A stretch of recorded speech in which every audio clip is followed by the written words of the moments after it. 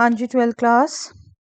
Recently बेटा department of education ने भी आपकी फाइनल एग्जाम्स के लिए एक प्रैक्टिस पेपर इशू किया है। आई विल सजेस्ट कि आप इसको भी एक बार अटेम्प्ट जरूर कर ले।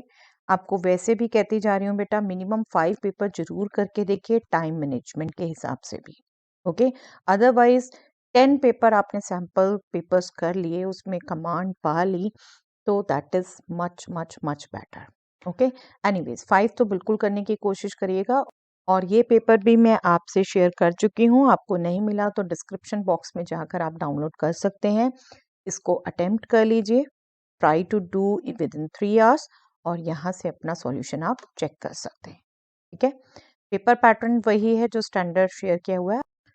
आज हम डिस्कस करने लगे हैं बेटा सेक्शन ए, जिसमें आपने 1 मार्कर क्वेश्चन फेस करने हैं, MCQ and assertion reason. Yes, first question is if 2 times this matrix plus this matrix is this matrix, then find the value of x plus y। x plus y की value बेटा देखिए, आप equation में गौर से देखें, x और y कहाँ है।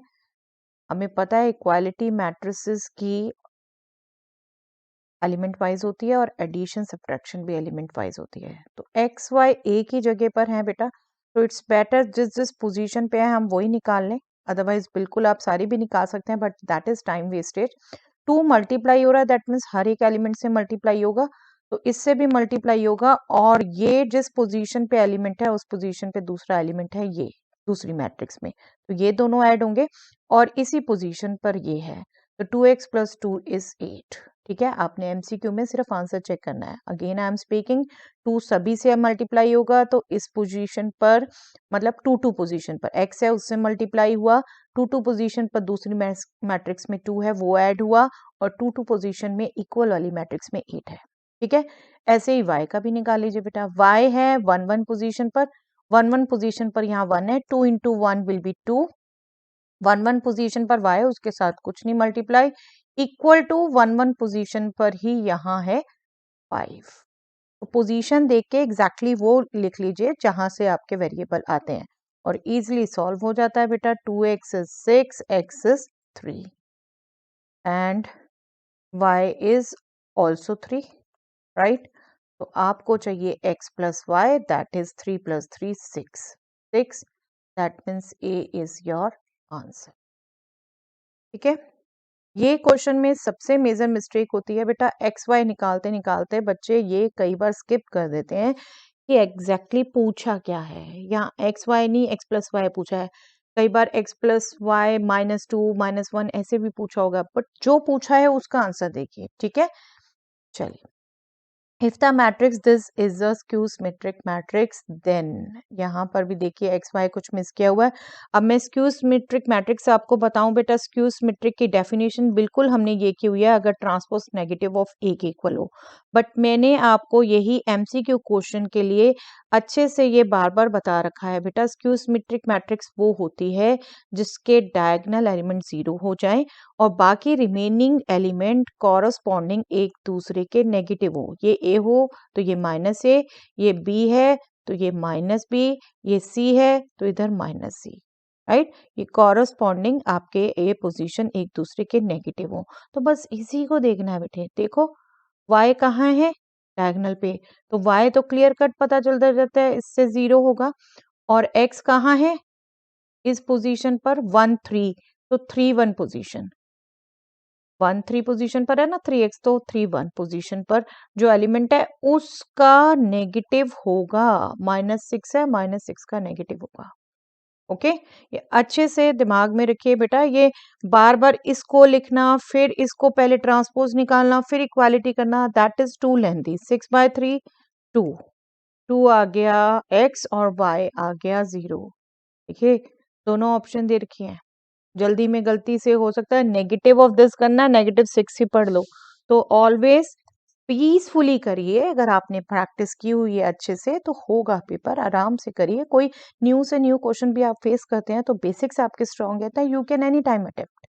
ओके, तो अगेन स्क्यू सिमेट्रिक के लिए फिर से बोल रही हूँ, ये ध्यान रखिए, डायगोनल एलिमेंट 0 और कॉरस्पॉन्डिंग रिवर्स पोजीशन। ये 1 2 पोजीशन का 2 1 के नेगेटिव, ये 1 3 पोजीशन का एलिमेंट 3 1 के नेगेटिव, ये 3 2 पोजीशन का एलिमेंट 2 3 के नेगेटिव। ठीक है, इस ढंग से ध्यान रखिए बिल्कुल।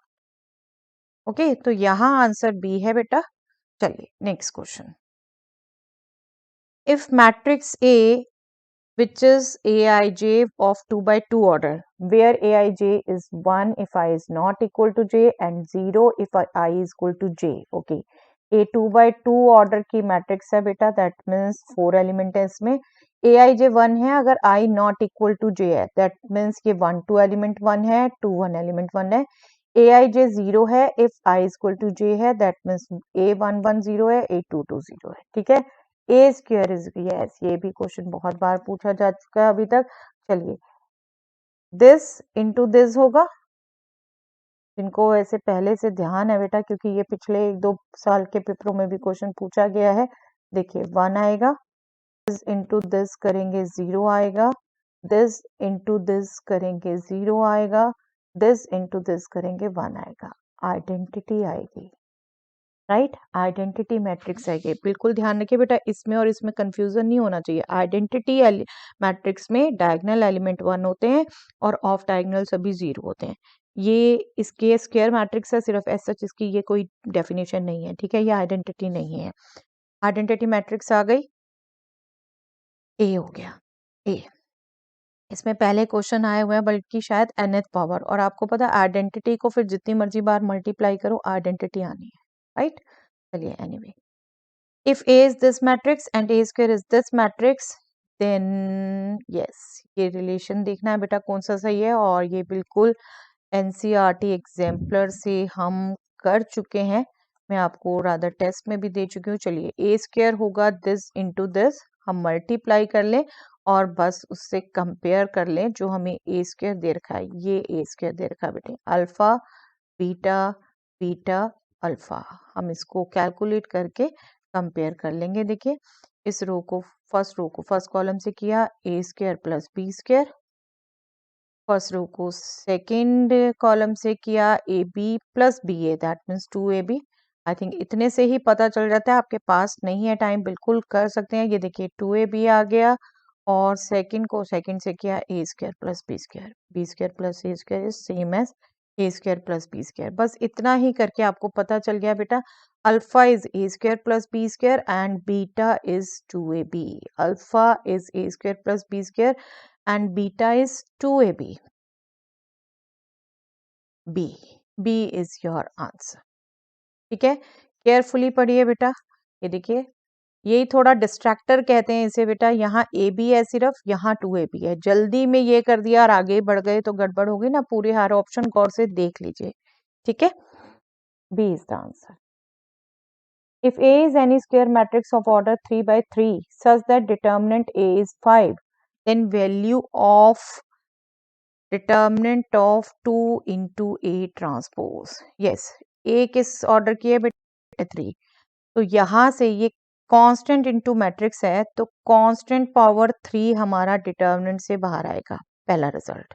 ठीक है, फिर आपको दूसरा रिजल्ट ये भी पता है कि डिटर्मिनेंट ए ट्रांसपोज डिटर्मिनेंट ए होता है। ठीक है, ये रिजल्ट है, और डिटर्मिनेंट ए 5 दिया हुआ है, तो ये हो गया 8 5 40 40, that means D is the answer. Okay, चलिए next. If fx is equal to this is continuous for all x belongs to 0 to 2 open interval दे रखा है बेटा, then value of a is, ये देखिए ये स्प्लिट फंक्शन दे रखा है आपको और स्प्लिट कर रहा है 1 पर, तो हम पर्टिकुलरली 1 पर हम बात कर सकते हैं कि यस, जब 0 2 पे डिफाइंड है तो left limit at 1 should be equal to right limit at 1 and that should be value of the function at 1. ठीक है, ये नो डाउट मैं आपको लिख के दिखा रही हूँ कि क्या रिजल्ट होगा, आप इसको स्किप करके बस क्विकली कैलकुलेट कर सकते हैं, और यहाँ आप एच वेच छोड़ के आप सीधा कैलकुलेट कर सकते हैं। देखिए 1 माइनस एच रखने वाले हैं, 1 ही रखा जाएगा, 5 माइनस 4 लेफ्ट लिमिट आएगी 1। ठीक है, और यहाँ पर 1 प्लस एच रखने वाले हैं, 1 plus H whole square 1 plus 0 whole square, polynomial ही रहेगा 1 रहेगा, तो ये आ जाएगा 4 प्लस सॉरी यहाँ पर भी आएगा 1 प्लस एच, तो ये आएगा 4 प्लस 3a। ठीक है, और 1 पर वैल्यू भी यहाँ से आनी है, 1 ही आएगी। तो बस यहाँ से हम कैलकुलेट करें बेटा, 3a will be 1 minus 4 minus 3 and a will be minus 1।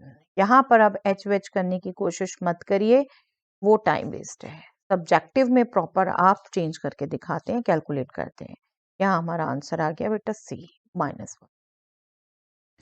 चलिए, derivative of sake of tan inverse x. Yes, एक तरीके से इसका डेरिवेटिव पूछा है आपसे बेटा with respect to x.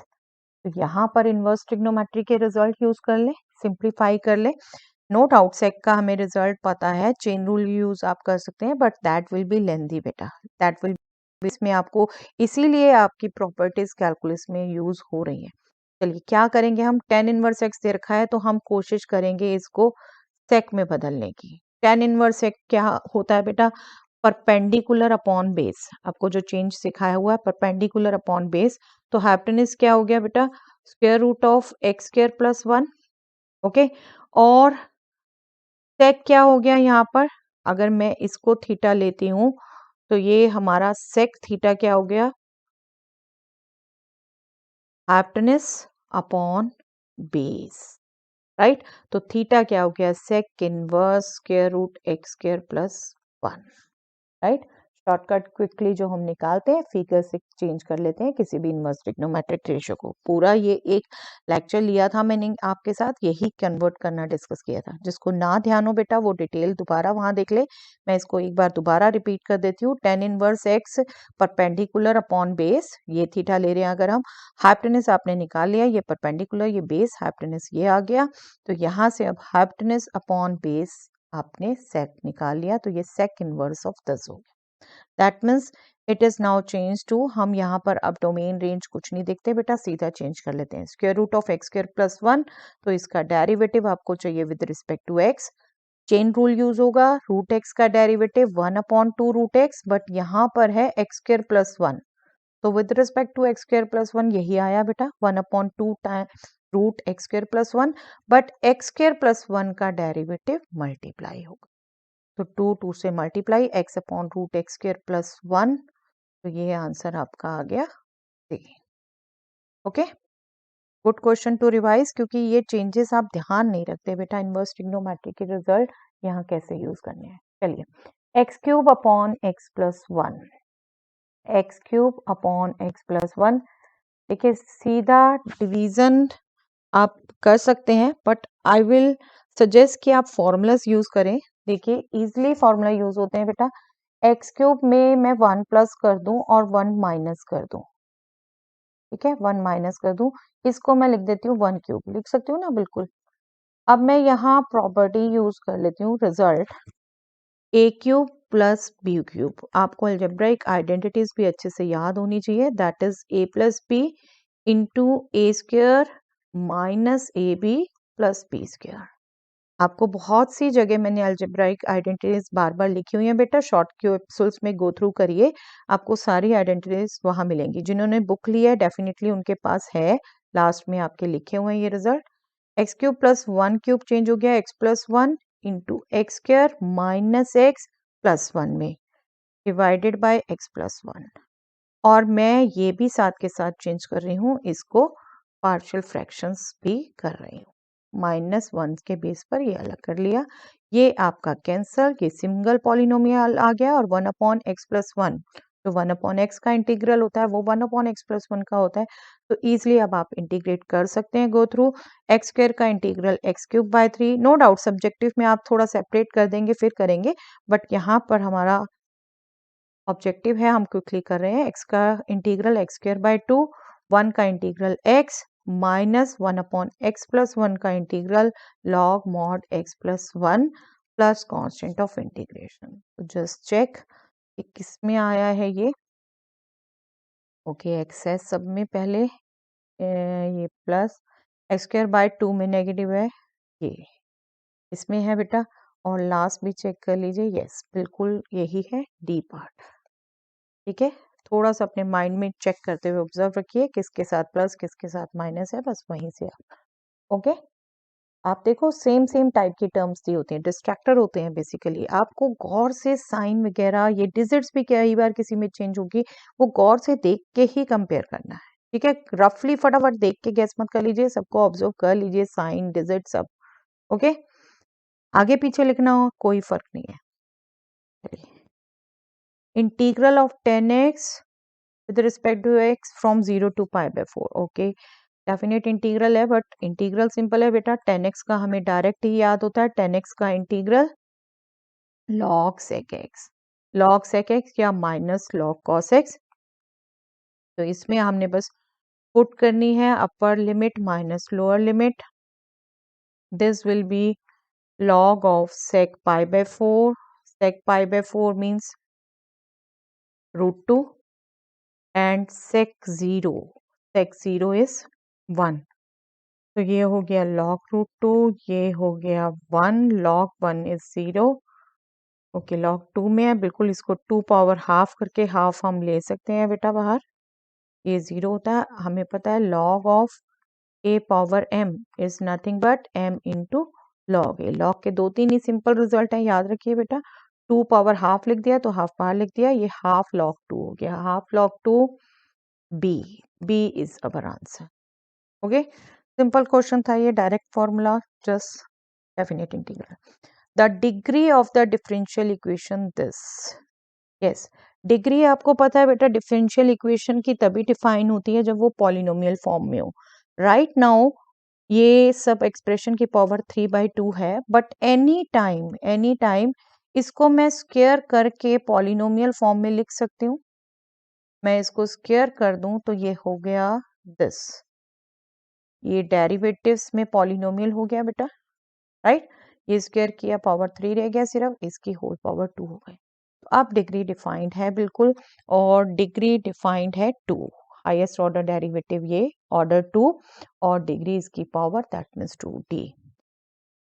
Not defined बिल्कुल बेटा, अगर derivative sine cos exponential special function में आ रहा है तो उसे तो आप पॉलिनोमियल फॉर्म में नहीं एक्सप्रेस कर सकेंगे, तब आप नॉट डिफाइंड कह सकते। ओके, चलिए, the integrating factor of the differential equation this. Okay, यहाँ थोड़ा सा करेक्शन है बेटा क्वेश्चन में, ये dx बाय dy है, आप करके देख सकते हो, बिल्कुल नहीं निकल पाएगा वैसे आप करेंगे, मैं यहाँ टाइम वेस्ट नहीं करना चाहती। dx बाय dy आप इसको बिल्कुल स्टैंडर्ड फॉर्म में लिख सकते हो, dx by dy plus standard form में क्या होता है, dx बाय dy का कोफिशिएंट हमें 1 चाहिए, तो 1 माइनस वाई स्क्वायर से डिवाइड करना बेटा पड़ेगा बेटा थ्रू आउट। ओके, ये आपकी बन गई कैसी form, dx by dy plus px equal to q, जहां p q y के फंक्शन है, ठीक है। और आपको दिख रहा है बेटा ये सारे y के फंक्शन ही है, x सिंगल है, तो ये इक्वेशन dx बाय dy में थी, लेकिन यहाँ ला के इसको चेंज करना भी चाहो तो नहीं होता, you can try yourself, it is correct now. अब इंटीग्रेटिंग फैक्टर क्या होगा, इंटीग्रेटिंग फैक्टर क्या होता है बेटा, यहाँ पर e power integral of p, function y के हैं तो with respect to y, e power integral of y upon 1 minus Y square with respect to y। अब y upon 1 minus Y square है, हम रिजल्ट यूज करेंगे बेटा f dash x upon f x का integral क्या होता है, बार बार use करते हैं बेटा ये log mod F x, substitution से निकलता है, बट मैंने आपको डायरेक्ट याद करा रखा है। नो डाउट सी हमने यहाँ नहीं लेना ई पावर में इंटीग्रेटिंग फैक्टर में, बट इसको एक्सप्रेस करें हम पहले 1 माइनस वाई स्क्वायर का डेरिवेटिव -2y, तो मैंने -2 से मल्टीप्लाई किया बेटे, -2 से डिवाइड भी करूंगी, है ना। तो ये हो गया e power -1/2 log of mod 1 minus Y square. Okay, constant नहीं लेना यहाँ पर, इसकी पावर लॉग का रिजल्ट यूज कर लिया, अभी जो हमने किया था 1 minus Y square power -1/2 m into log A, reverse order में यूज कर लिया, is log of A power m, और यहाँ पर यही यूज होता है ज्यादातर, ठीक है। तो ये क्या हो गया, हमें पता है e log of F X is nothing but F X, तो ये हो गया 1 माइनस वाई स्क्वायर की power -12, that means 1 upon square root 1 minus Y square. Right. Negative means reciprocal, half means third. तो ये हो गया हमारा D. D is our answer बेटा, डी इज अवर आंसर। तो हर स्टेप यहाँ केयरफुली करिए बेटा, एक भी नेगेटिव साइन, एक भी डिजिट आपने छोड़ी तो आंसर नहीं आता। ठीक है, चलिए। The projection of the vector this on the line joining the point this and this is okay, line कह दिया यहाँ पर गलती से बेटा, अदरवाइज नो डाउट। देखिए प्रोजेक्शन हम बात करते हैं यहाँ पर, लाइन तो बहुत वो हो जाएगी, आपको जो लेना होता है बी वेक्टर।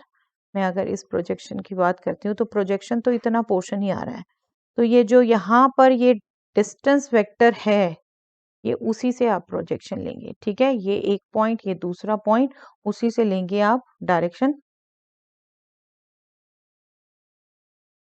यहाँ पर वेक्टर होना चाहिए वैसे, और सिंपली आपको रिकॉल कराऊं तो ए का प्रोजेक्शन बी पर, a dot b divided by magnitude b. जब सिर्फ प्रोजेक्शन की बात कर रहे हैं दैट मीन्स हम स्केलर की बात कर रहे हैं। तो ए वेक्टर तो हो गया बेटा 2i plus 3j minus 6k। ठीक है, b vector dot b vector, अब इनका डिफरेंस देखना है। 5 minus 3 2i, 6 minus 4 2j, 3 minus 2 k। दो पॉइंट्स को ज्वाइन करने वाली लाइन। ठीक है, इसके एक तरीके से हम ये डिफरेंस वेक्टर देख रहे हैं, b minus A, 5 minus 3 6 minus 4 3 minus 2 divided by magnitude of this vector b, that is square root of 2 square plus 2 square plus 1 square. So this is 3, 1 by 3, और ये आ जाएगा बेटा कॉरस्पॉन्डिंग मल्टीप्लाई करेंगे, 2 into 2 4, 3 into 2 6, minus 6 into 1 minus 6, तो ये आ गया 4 by 3, 4 by 3, 4 by 3 units. ठीक है, that means B. If A and B be two unit vectors and theta is the angle between them, then magnitude of A minus B, हम simply क्या कर सकते हैं बेटा, इसका स्क्वायर ले सकते हैं, that will be magnitude of A square plus magnitude of B square minus 2A dot B, जिसको हम बिल्कुल अगेन मैग्नीट्यूड ए और बी 1 है बेटा, यूनिट वेक्टर है हमें दे रखे हैं, हम यहीं पे पुट कर देते हैं, ये यूनिट वेक्टर दे रखे हैं हमें। ठीक है, तो ये 1 है, 1 square 1 1 square 1 minus 2 magnitude a magnitude b cos theta, यही है डॉट प्रोडक्ट की definition. And magnitude a magnitude b is nothing but 1, तो ये 2 माइनस 2 कॉस थीटा हो गया बेटा। Let us just see, okay इनमें से कोई नहीं है तो डेफिनेटली ट्रिग्नोमेट्री का कोई रिजल्ट यूज होगा बेटा, 2 कॉमन ले लेते हैं हम, तो ये बन गया, और 1 minus cos theta. I hope आपको भी देख के रिजल्ट आता है, ये 1 minus cos 2a is nothing but 2 sine square a, तो ये हो जाएगा 2 into 2 sine square theta by 2, जो यहाँ एंगल है उसका हाफ, तो ये हो गया बेटा 4 साइन स्क्वायर थीटा बाय 2, और हमने इसका स्क्वायर कंसीडर किया था, तो ये अगर हम मैग्नीट्यूड की बात करेंगे तो स्क्वायर रूट करेंगे, तो 4 का square 2 sine square theta by 2 का square root sine theta by 2, right. 4 का स्क्वायर रूट 2 और साइन स्क्वायर थीटा बाय 2 का square root sine theta by 2, तो ये हो गया बी। बी ओके, ऐसे मैग्नीट्यूड हमेशा निकालते हुए बेटा हम स्क्वायर करके इजीली निकाल सकते हैं, बी केयरफुल। और ट्रिग्नोमेट्री के रिजल्ट तो आपको वैसे ही याद होने चाहिए बेटा। Yes, if magnitude of vector a plus b is equal to magnitude of vector a minus b, then angle between a and b is same। यहाँ पर भी हम वही यूज करते हैं बेटा, हमें दे रखा है मैग्नीट्यूड में रिजल्ट, बट हम इसका स्क्वायर करके कंसीडर करते हैं, क्योंकि उसी केस में हम इन्वॉल्व कर पाएंगे एंगल को, कॉस थीटा को, राइट। क्योंकि हमें पता है कि वेक्टर्स में इस ये magnitude square A dot A को हम मैग्नीट्यूड ए स्क्वायर लिख सकते हैं, वो करते हैं बेटा हम। तो यहाँ पर भी अलजेब्राइक आइडेंटिटी यूज कर सकते हैं, हमें पता है magnitude A square plus magnitude B square plus 2a dot B. Okay, और राइट में लिख दिया तो magnitude A square plus magnitude B square minus 2a dot B. Okay, magnitude A दोनों तरफ नंबर कैंसिल हो गया, मैग्नीट्यूड बी दोनों तरफ कैंसिल हो गया, और यहां से आ गया 2 times 2a dot B is 0। 2a dot B is 0। अब a डॉट बी 0 होता है बेटा कब? जब या तो ये वेक्टर 0 हो या फिर इनके बीच के एंगल के लिए cos थीटा 0 हो। और cos थीटा कब 0 होगा इन एंगल में से? π/2 के केस, राइट, π/2 के केस में। तो ए आंसर आ गया हमारा। यहाँ नो डाउट हमें कह नहीं रखा कि ये भी नॉन जीरो है, बट आपकी ये एग्जिस्टेंस आ रही है तो that means we are assuming that they are non zero. Okay, और एंगल पूछा है स्पेशली, चलिए ए आंसर हो गया। The direction ratios of line are 135, then its direction cosines are. Yes, directly knowledge based question बेटा। Direction cosines निकालने के लिए सिंपली हम क्या करते हैं, इस नंबर से डिवाइड करते हैं, that is 1 square plus 3 square plus 5 square. जो डियास आते हैं उनका इस ढंग से नंबर निकाल कर उससे डिवाइड करते हैं, और ये क्या बनेगा बेटा 1 plus 9 plus 25 root 35। Okay, that means 135 को रूट 35 से डिवाइड करना है, 135 को रूट 35 से डिवाइड करना है। These will be direction cosines, that means A will be the answer. Okay, चलिए next question. The maximum value of the object function this subject to the constraints this is, देखिए होने को ये 4 marks 5 marks में question आने वाला है और ये 1 मार्क में पूछा हुआ है, तो आपको क्विकली करना होगा बेटा, क्विकली। देखिए x plus 2y less than equal to 120 है, आप इससे इक्वेशन कंसीडर करते हैं, क्विकली पॉइंट निकालिए। x 0 रखा अगर तो y 60 आएगा, और y 0 रखा तो x 120 आएगा। तो ये पॉइंट हो गए। Okay, let me draw side by side, और बिल्कुल रफली अपने माइंड में रखिए या क्विकली कैलकुलेट कर लीजिए। ये इनइक्वालिटी लेस देन वाली थी बेटा, 0 0 पुट करोगे तो बिल्कुल सेटिस्फाई होती है, तो आपका ये डायरेक्शन आता है शेडिंग का। x plus y greater than equal to 60, इसकी इक्वालिटी कंसीडर करोगे तो 60 है बिल्कुल, 0 60 60 0। जब आपके x प्लस वाई के कोफिशिएंट सेम है तब तो आपके दोनों ये पॉइंट ऐसे ही आ जाते हैं, अगर a के इक्वल है तो a 0 0 a, ठीक है, तो 0 60 60 0 ये आपकी लाइन आ जाएगी। और इसमें जब 0 0 पुट करते हो तो बेटा सेटिस्फाई नहीं होता, 0 ग्रेटर देन इक्वल टू 60 आता है, फॉल्स, दैट मीन्स इसकी शेडिंग इस डायरेक्शन में होगी। Okay, be careful always. x minus 2y greater than equal to 0, एक पॉइंट तो इस पर 0 ही आएगा बेटा, एक पॉइंट तो 0 0 ही आएगा।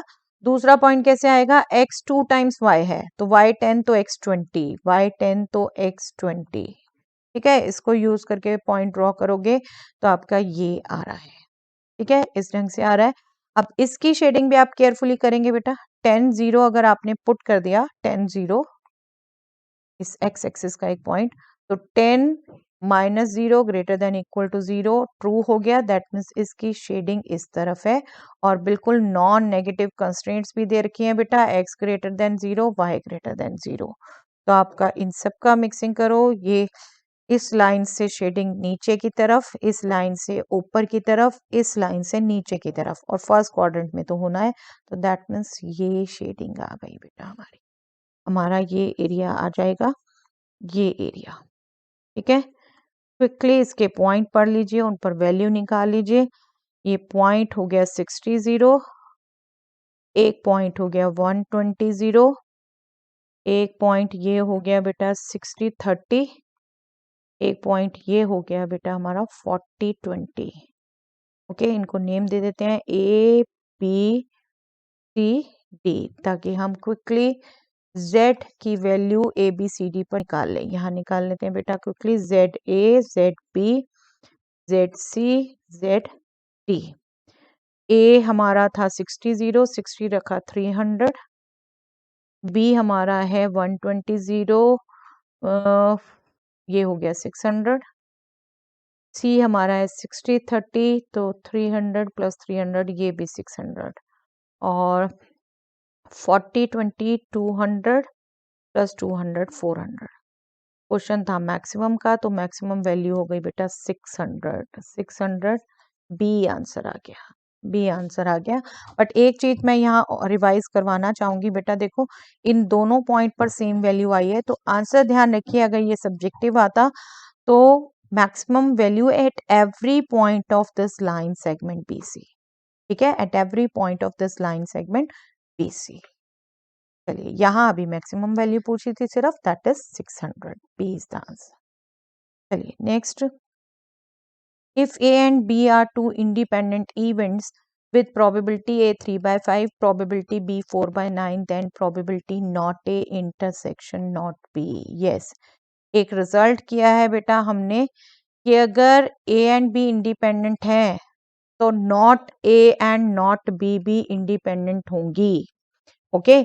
और उसके रिजल्ट से फिर probability not A intersection not be क्या होगा, probability not a into probability not be. दो रिजल्ट हमने यूज किए बेटा, ए एंड बी इंडिपेंडेंट होंगी तो नॉट ए नॉट बी भी होंगी, और दूसरा हमने रिजल्ट किया हुआ है अगर ए एंड बी इंडिपेंडेंट होती है तो ए इंटरसेक्शन बी की probability A into probability B होता है, राइट। वही हमने नॉट ए नॉट बी के लिए यूज किया क्योंकि वो भी इंडिपेंडेंट है अब, और हमें पता है प्रोबेबिलिटी नॉट ए क्या होगा, 1 minus probability A, right, and probability B क्या होगा, 1 माइनस प्रोबेबिलिटी बी। क्विकली हम 1 में से प्रोबेबिलिटी ए माइनस कर देंगे, 1 minus 3/5 that is 2/5, and 1 minus probability B 1 minus 4/9 that means 5/9। तो ये क्या हो गया बेटा, 2/9, 2/9 that means D is our answer, D is our answer. चलिए next question, again LPP, if x plus y is less than equal to 2, xy greater than equal to 0, then point at which maximum value of 3x plus 2y attain। yes, very simple function बेटा। अब तो I think देखिए 0 2 2 0 दो point आने वाले हैं, एक ही inequality है जिसके आपके, okay let me just take here itself, आपको कोई कंफ्यूजन नहीं रहना चाहिए, यही आपकी इक्वेशन होगी, और दूसरा नॉन नेगेटिव से तो फर्स्ट क्वाड्रेंट में आना है, और x plus y less than equal to 2 है, तो ये आपका आ रहा है, ये आपका आ रहा है। सिर्फ कौन से दो पॉइंट हो गए, 2 0 0 2, 0 0 पे तो 0 आनी है, नो डाउट वो भी है आपका पॉइंट, लेकिन इस पर 0 ही आनी है। ये आपका फंक्शन है 3x प्लस 2y, किस पर अटेन करेगा मैक्सिमम वैल्यू, ये z है, ये a, ये b, z at a calculate करेंगे तो 0 plus 4, z at b calculate करेंगे तो 6 प्लस 0, तो 6 हो गई मैक्सिमम वैल्यू, और किस पे हो गई, 20 पर, 20 पर, that means C is our answer. इसमें रादर आपको ग्राफ भी ड्रॉ करने की जरूरत नहीं थी, आई थिंक इमेजिनेशन से बिल्कुल क्लियर हो जाता है, ये दो पॉइंट है, राइट। चलिए यस, असर्शन रीजनिंग क्वेश्चन बेटा, 18 MCQs आने हैं, दो assertion reasoning question।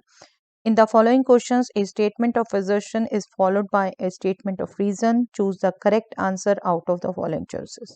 I hope आप मेरी सभी assertion reasoning की वीडियो सभी चैप्टर्स पे बनाए हुए हैं बेटा, मैंने आप देख चुके हैं, आपको अच्छे से प्रैक्टिस है इन सब की। आपने दो स्टेटमेंट्स दी होंगी जो उनको गौर से पढ़ना है, समझना है कौन कौन सी सही है कौन सी गलत है, और अगर दोनों सही हैं और रीजन वाली इसका करेक्ट एक्सप्लेनेशन है, उसी के कारण ए सही है, तो ए चूज करिए, both A and R true and R is the correct explanation of A. अगर नहीं है करेक्ट एक्सप्लेनेशन बट सही दोनों है तो बी चूज करिए, both A and R true but R is not the correct explanation of A. C choose करिए जब ए ट्रू है आर फॉल्स है। डी चूज करिए जब ए फॉल्स है आर ट्रू है, ठीक है, यही हमने एज्यूम किए हुए थे। आई होप आपको प्रैक्टिस है। चलिए assertion cos inverse cos 7 pi by 6 is 5 pi by 6. yes, cos inverse की प्रिंसिपल वैल्यू ब्रांच क्या होती है बेटा? Close interval 0 to pi, right? तो 7 पाई बाय 6 तो पाई से बड़ा है, तो इसको कैलकुलेट करने के लिए हम क्या करते हैं? अलाइड एंगल यूज करते हैं.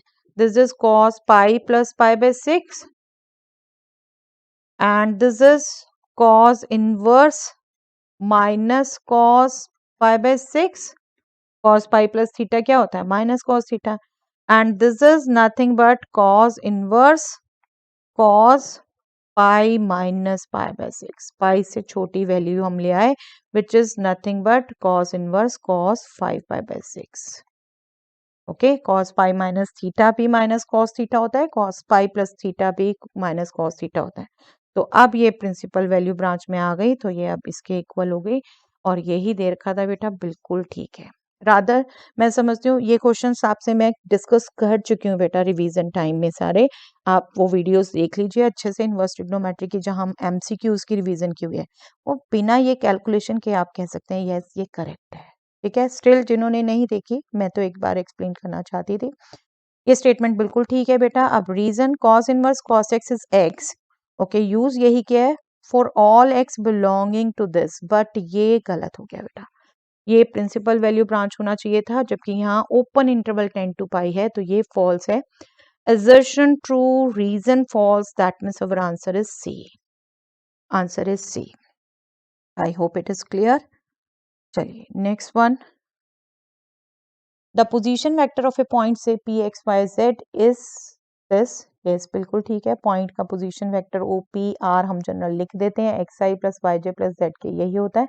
And its magnitude is magnitude of R square root of x square plus y square plus z square. बिल्कुल ठीक है बेटा, ये हमारी 3D की बेसिक नॉलेज ही है.